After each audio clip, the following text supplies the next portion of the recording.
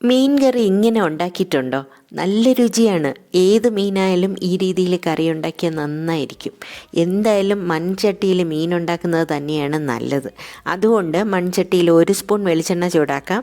എന്നിട്ട് കടുകിട്ട് പൊട്ടിയ ശേഷം ഉലുവ ചേർക്കാം.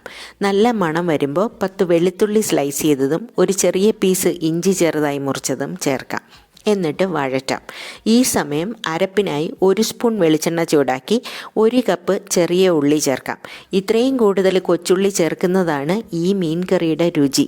കൂടെ 2 പച്ചമുളകും പിന്നെ എരിവിനനുസരിച്ച് ഉണക്കമുളകും 1 സ്പൂൺ മല്ലിയും ചേർത്ത് വഴറ്റാം. ഉള്ളിയുടെ നിറം ചെറുതായി ഒന്ന് മാറി നല്ല മണം വരുന്നതാണ് പാകം. വഴറ്റുമ്പോഴേ നല്ല മണമാണ്. ഈ സമയം 2 ടൊമാറ്റോയും ചേർക്കാം. വീണ്ടും വഴറ്റണം. ഇതെല്ലാം ചേർത്ത് അരയ്ക്കുമ്പോൾ നല്ല തിക്ക് ഗ്രേവിയാണ് കിട്ടുക.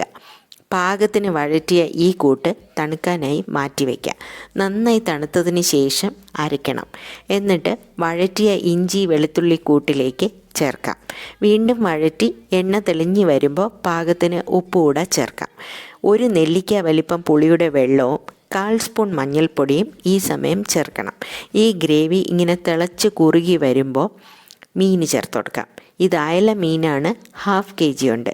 അയല മീൻ മാത്രമല്ല, ഏത് മീനും ഇങ്ങനെ കറി ഉണ്ടാക്കാം. എത്ര കഴിച്ചാലും മതി വരാത്ത രുചിയാണ് ഈ മീൻ കറിയുടെ ഗ്രേവിക്ക്.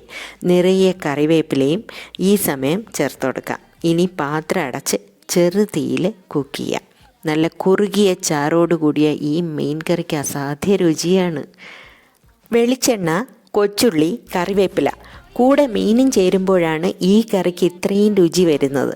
പിന്നെ ഉണ്ടാക്കി വെച്ച് മണിക്കൂറുകൾക്ക് ശേഷം മാത്രം കഴിക്കുമ്പോൾ ഇനിയും രുചി കൂടും.